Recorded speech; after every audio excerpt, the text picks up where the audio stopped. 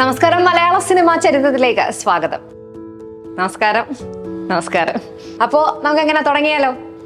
നമുക്ക് തുടങ്ങാം.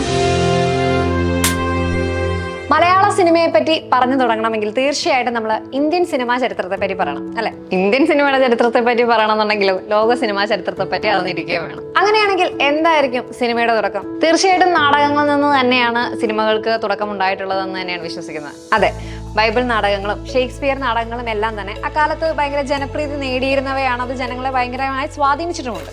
അത് പറയുമ്പോൾ പറഞ്ഞു വെക്കേണ്ട ഒരു കാര്യമുണ്ട്. വിദേശ സിനിമകൾക്കായിരുന്നു അന്ന് ഇന്ത്യൻ സമൂഹത്തിൽ ഏറ്റവും കൂടുതൽ സ്വാധീനം ചെലുത്താൻ സാധിച്ചിട്ടുള്ള, അല്ലെങ്കിൽ ഏറ്റവും കൂടുതൽ ഇഷ്ടപ്പെട്ടിരുന്നത്. അതെ, 1800 കാലഘട്ടത്തിൽ തന്നെ ലോക സിനിമയിലെല്ലാം ചലനചിത്രങ്ങളെല്ലാം വന്നു തുടങ്ങിയിട്ടുണ്ടെങ്കിലും 1910 ശേഷമാണ് ഇന്ത്യൻ സിനിമയിൽ ചലനചിത്രങ്ങൾ സ്ഥാനം പിടിക്കുന്നത്.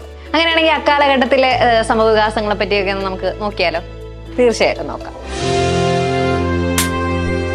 ശരിക്കും ഈ നിശബ്ദ സിനിമകളുടെ ചരിത്രത്തിൽ ആദ്യത്തെ ചുവടുവയ്പ് നടത്തുന്നത് ശരിക്കും നമ്മുടെ ലൂമിയർ സഹോദരന്മാരല്ലേ? അതെ, അതങ്ങനെ തന്നെയാണ്. പക്ഷെ അവരുടെ ഒരു ചിത്രങ്ങൾക്കെല്ലാം തന്നെ ഒരു ഡോക്യുമെന്ററി സ്വഭാവം ഉണ്ടായിരുന്നു എന്ന കാര്യം നമ്മൾ മറക്കരുത്. അതെ, ക്യാമറ ഏതെങ്കിലും ഒരു ഭാഗത്ത് ഇങ്ങനെ സ്റ്റാറ്റിക് ആയിട്ട് വെച്ചിട്ടുള്ള ഒറ്റ ഷോട്ടുകളായിരിക്കും കൂടുതൽ ആ ചിത്രങ്ങളിൽ ഉണ്ടാവുക. ഇന്ത്യൻ പശ്ചാത്തലത്തിലുള്ള കഥാപാത്രങ്ങളെല്ലാം അണിനിരത്തിയ ഒരു സിനിമ വരുന്നത് RJ ടോർണിയുടെ പുണ്ടലിക്കിലൂടെയാണ്. അത് വരുന്നത് 1912-ലാണ്. അപ്പോൾ അങ്ങനെയാണെങ്കിൽ നമ്മുടെ ടോർണിയുടെ പുണ്ടലിക് ആണോ ഇന്ത്യയിലെ ആദ്യത്തെ സിനിമ എന്ന് പറയുന്നത്, അല്ലെങ്കിൽ ഇന്ത്യൻ സിനിമയുടെ തുടക്കം കുറിക്കുന്നത് അവിടെ നിന്നാണോ? അതിനെപ്പറ്റി പറയാം. അതേ പേരിലുള്ള നാടകത്തിന്റെ തന്നെ ഒരു സിനിമാ പതിപ്പായിരുന്നത് കൊണ്ടും അതിന്റെ പിന്നണിയിൽ പ്രവർത്തിച്ചിരുന്നവരെല്ലാം തന്നെ വിദേശീയരായിരുന്നത് കൊണ്ടും മാത്രവുമല്ല RJ ടോണി ആ സിനിമയ്ക്ക് ശേഷം മറ്റൊരു സിനിമ ചെയ്യുകയുണ്ടായിട്ടില്ല എന്നുള്ളത് കൊണ്ടും തന്നെ നമ്മുടെ ഇന്ത്യൻ സിനിമാ ചരിത്രകാരന്മാർക്ക്, അല്ലെങ്കിൽ ഇന്ത്യൻ ചരിത്രകാരന്മാർക്ക് അതൊരു ഇന്ത്യൻ സിനിമയായി രേഖപ്പെടുത്തുന്നതിൽ വളരെയധികം ബുദ്ധിമുട്ടുണ്ടായിരുന്നു. അപ്പൊ അങ്ങനെയാണെന്നുണ്ടെങ്കിൽ നമ്മുടെ ഇന്ത്യൻ സിനിമയുടെ ശില്പി എന്ന് വിളിക്കുന്ന അല്ലെങ്കിൽ പറയപ്പെടുന്നത് തീർച്ചയായിട്ടും ദാദാ സാഹിബ് ഫാൽക്കെയാണ്.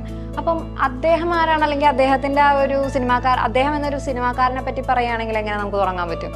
അദ്ദേഹത്തിന് നമ്മുടെ വിദേശീയമായിട്ടുള്ള സിനിമകളോടും നാടകങ്ങളോടും വളരെയധികം എതിർപ്പുണ്ടായിരുന്നു. അത് തന്നെയായിരുന്നു അദ്ദേഹത്തെ ഒരു നാഷണലിസ്റ്റ് സിനിമാക്കാരനാക്കി മാറ്റിയിട്ടുണ്ടായിരുന്നതിന് കാരണം.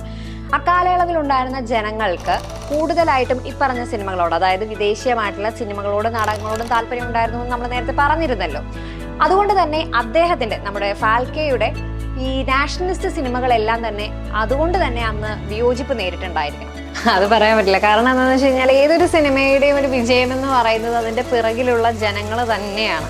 അപ്പം അതുവരെ തുടർന്ന് വന്നിട്ടുള്ള ആ ഒരു ശൈലിയിൽ നിന്നും വ്യത്യസ്തമായിട്ട് ഫാൽക്കെ പുതിയ സിനിമകൾ, അല്ലെങ്കിൽ പുതിയൊരു രീതിയിൽ സിനിമകൾ എടുക്കാൻ തുടങ്ങിയിട്ടുണ്ടായിരുന്നപ്പോൾ ഒരു പക്ഷേ ജനങ്ങൾക്ക് അംഗീകരിക്കാൻ സാധിച്ചിട്ടുണ്ടായിരുന്നില്ല.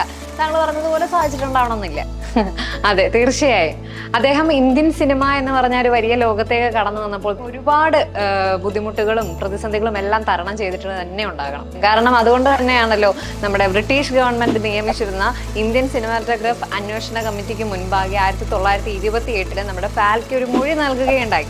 അതിലുള്ള പ്രധാന പ്രതിപാദ്യ വിഷയം എന്ന് പറയുന്നത് ഇന്ത്യൻ സിനിമകളിലെ മൂല്യച്യുതിയും അതോടൊപ്പം തന്നെ അതിന്റെ വ്യവസായ സാധ്യതകളും വിതരണ നിർമ്മാണ തലത്തിലെ അദ്ദേഹം നേരിട്ടിട്ടുള്ള പ്രതിസന്ധികളും, അദ്ദേഹം എന്നല്ല അന്ന് നേരിട്ടിരുന്ന പ്രതിസന്ധികളും, കൂടാതെ ഇന്ത്യൻ സിനിമകൾക്ക് ലഭിച്ചിരുന്ന പ്രദർശനശാലകളുടെ എല്ലാം ലഭ്യത കുറവുമെല്ലാം ആ ഒരു ചർച്ചാ വിഷയമായി മാറിയിരുന്നു ആ മൊഴിയിൽ.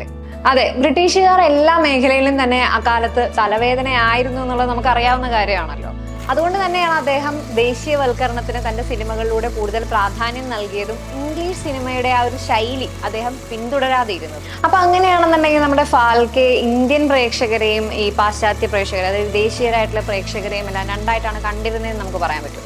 ഒരിക്കലും ഇല്ല. നേരത്തെ പറഞ്ഞതുപോലെ തന്നെ അദ്ദേഹത്തിന് ഇംഗ്ലീഷ് സിനിമ അല്ലെങ്കിൽ ആ ഒരു വിദേശീയ സിനിമകളോട് വലിയ രീതിയിൽ തന്നെ എതിർപ്പുണ്ടായിരുന്നു. മാത്രവുമല്ല എത്തരത്തിൽ അവർ കാണിക്കുന്ന പോലെ, അല്ലെങ്കിൽ അവർ പ്രദർശിപ്പിച്ചിട്ടുള്ളത് പോലെ സ്ത്രീ ലൈംഗികത എത്തരത്തിൽ ഷൂട്ട് ചെയ്യും, അല്ലെങ്കിൽ അത് എത്തരത്തിൽ പ്രദർശിപ്പിക്കും എന്നുള്ളതെല്ലാം തന്നെ അദ്ദേഹത്തെ വളരെയധികം ഞെട്ടലുളവാക്കിയിട്ടുണ്ടാകാം. അതെല്ലാം തന്നെ എങ്ങനെ ചിത്രീകരിക്കും, അല്ലെങ്കിൽ തന്റെ സിനിമയിലേക്ക് കൊണ്ടുവരുമെന്നെല്ലാം ഓർത്ത് അദ്ദേഹത്തിന് പേടിയും ഉണ്ടായിരിക്കാം. അദ്ദേഹം ദേശീയതയെ കൂട്ടുപിടിച്ചുകൊണ്ട് ചിത്രീകരിച്ചിട്ടുള്ള തന്റെ സിനിമകളാണ് 1914 സത്യവാൻ സാവിത്രിയും 1917 ലങ്കാദഹനവും, 1918 ശ്രീകൃഷ്ണ ജന്മവും കാളിയ മർദ്ദനവും, പിന്നെ വരുന്നത് 1926 ഭക്തപ്രഹ്ലാദയും. കലാപരമായ നിങ്ങളുടെ ഏത് കഴിവുകളും ഇപ്പോൾ സൗജന്യമായി സ്റ്റുഡിയോയുടെ വെബ് പ്ലാറ്റ്ഫോമിൽ രജിസ്റ്റർ ചെയ്യാവുന്നതാണ്. കൂടുതൽ വിവരങ്ങൾക്ക് www.rstudio.nexus.com സന്ദർശിക്കുക.